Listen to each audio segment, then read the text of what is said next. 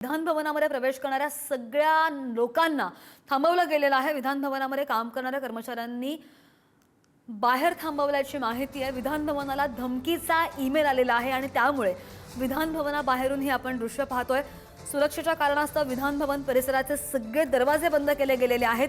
कोणत्याही बाहेरच्या व्यक्तीला आतमध्ये जाण्यास मज्जाव करण्यात येतोय आणि कामावर येणाऱ्या कर्मचाऱ्यांना सुद्धा इमारतीच्या बाहेरच थांबवण्यात आल्याची प्राथमिक माहिती आहे। संपूर्ण इमारतीची तपासणी होईल आणि ही तपासणी होईपर्यंत कुणालाही आतमध्ये सोडलं जाणार नाहीये। बॉम्ब शोधक आणि नाशक पथक BDDS आणि पोलीस प्रशासन सध्या घटनास्थळी दाखल झालेलं आहे। संपूर्ण परिसराची कसून तपासणी सुरू आहे। विधान भवनाला धमकीचा ईमेल प्राप्त झालेला आहे आणि त्यामुळे सगळ्या कर्मचाऱ्यांना बाहेर गेटवरच थांबायच्या सूचना दिल्या।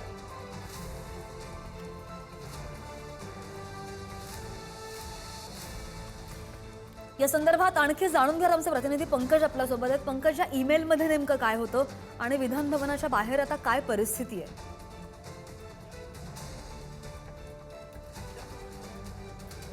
सुरुवात झालेली आहे।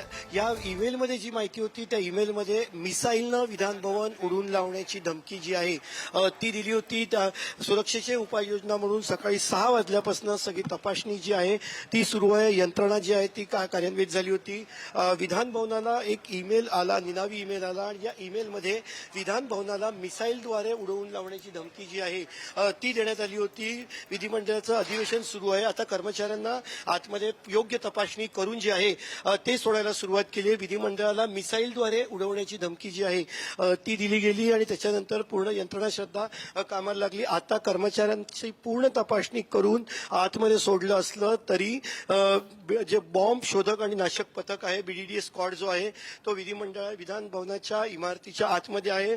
त्यांनी पूर्णपणे तपासणीची सुरुवात जी आहे ती विधिमंडळाच्या सभागृहापासून केली आणि संपूर्ण इमारत जी आहे ती आता तपासली जाणार आहे आणि कुठल्याही प्रकारची सुरक्षेमध्ये कमतरता असू नये किंवा कुठल्याही प्रकारची जागा तपासायची राहू नये याची पूर्ण काळजी जी आहे ती घेतली जाते। पुन्हा एकदा सांगतोय की सकाळी जेव्हा सुरक्षा कर्मचाऱ्यांनी मेल बघितला तेव्हा त्यांच्या मेलमध्ये विधान भवनाला मिसाईलद्वारे उडून लावण्याची धमकी जी आहे ती देण्यात आली होती। त्यानंतर मग सुरक्षा यंत्रणा अलर्ट मोडवरती गेली, तपासणी केली। सकाळी 6 वाजता एक तपासणीचं सेशन पार पडलं। त्यानंतर आता जेव्हा सगळे कर्मचारी येतात त्यावेळी त्या कर्मचाऱ्यांना आतमध्ये जाऊ दिलं नाही। जे कर्मचारी आतमध्ये आधी आले होते त्यांनाच आतमध्ये थांबावं लागलं।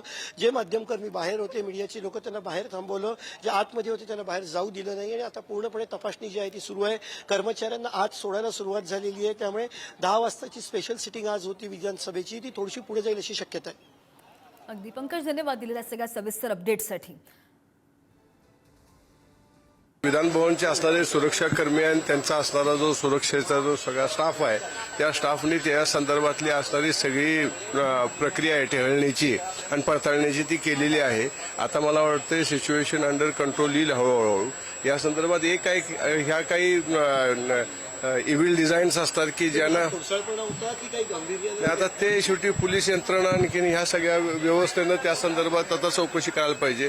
मला वाटतं की आता चांगलं अधिवेशनाची जी प्रक्रिया आहे त्या प्रक्रियेतून काही वैधानिक निर्णय होत आहेत, त्याला कुठंतरी खीळ बसते का असा सुद्धा एक प्रयत्न असू शकतो। विधान भवनाच्या साईडवर काहीतरी मेल आलेला आहे आणि त्याच्यात धमकी दिलेली आहे आणि त्याच्यामुळं मला तुमच्याच माध्यमाचा कोणाचा तरी सकाळी फोन आला 8:15ला की बा आम्हाला आज जाऊ देत नाहीये।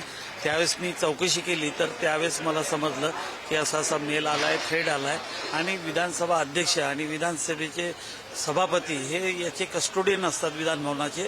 पोलिसनी त्यांची परवानगी घेऊन आपलं शोधकाम चालू केलं आहे, बॉम्ब स्क्वॉड वगैरे बोलवलं आहे आणि आता जवळपास त्यांचं आत्ताच्या घडीला खऱ्या अर्थानं त्यांची तपासणी पूर्ण झाली असल्याचं समजते आणि कर्मचाऱ्यांना त्यांनी आज सोडणं चालू केलेलं आहे। आज पहिल्यांदा विधानसभेला अशी धमकी आणि अशी मेल आलेली आहे, हे अत्यंत चिंताजनक आणि गंभीर आहे। याआधी मी बोललेलो आहे की विधानसभा सदस्यांना विष्णोई गँग आणि बाकीची आहे, तर त्यामुळे कुठंतरी सुरक्षा व्यवस्था आपल्या राज्यामध्ये किंवा हे जे सायबरच्या पद्धतीने जे काही हल्ले व्हायचा विषय आहे नाही, बिलकुल गंभीर्याने घेतोय। आज पहिल्यांदा अशी धमकी मिळालेली आहे आणि मला असं वाटतं की त्यामुळेच आज जेवढी सिक्युरिटी आपण बघतो आहे इथं आहे आणि मला वाटतं की गृहमंत्री याची सखोल चौकशी करतील।